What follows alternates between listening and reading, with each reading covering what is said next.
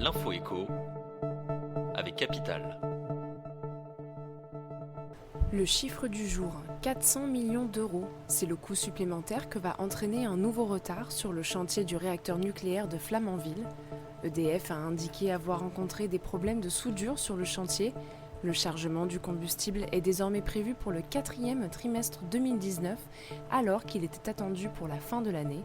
Suite à cette annonce, le gouvernement a confirmé qu'il entendait repousser d'autant la fermeture de la centrale de Fessenheim. Le coup de gueule est poussé par Philippe Vigier, le député UDI d'Eure-et-Loir, au sujet de l'affaire Benalla. L'élu a estimé au micro de BFM TV qu'il n'y avait pas eu de sanction puisque le chargé de mission a été payé en mai. Patrick Stroda, le directeur de cabinet d'Emmanuel Macron, était auditionné par les sénateurs hier. Il a révélé qu'Alexandre Benalla avait touché l'intégralité de son salaire en mai, alors qu'il a été suspendu 15 jours. Ces 15 jours feront l'objet d'une retenue de droit à congé, a-t-il indiqué. 3 députés, dont Philippe Vigier, ont envoyé une lettre à Patrick Stroda pour réclamer les fiches de paie d'Alexandre Benalla.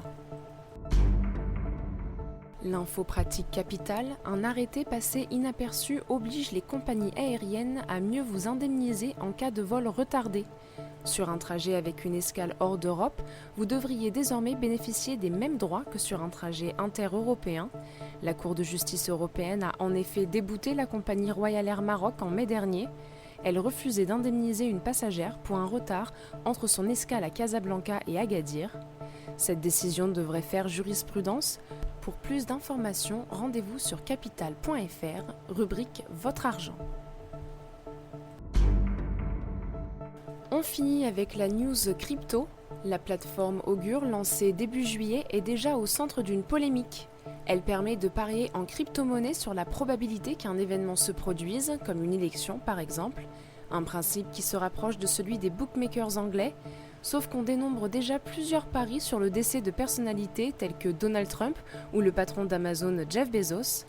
On peut également s'avancer sur la possibilité qu'une tuerie de masse se produise aux États-Unis cette année. Le problème est qu'Augur, utilisant la blockchain, les développeurs ne peuvent pas supprimer les propositions. C'était l'info écho avec Capital.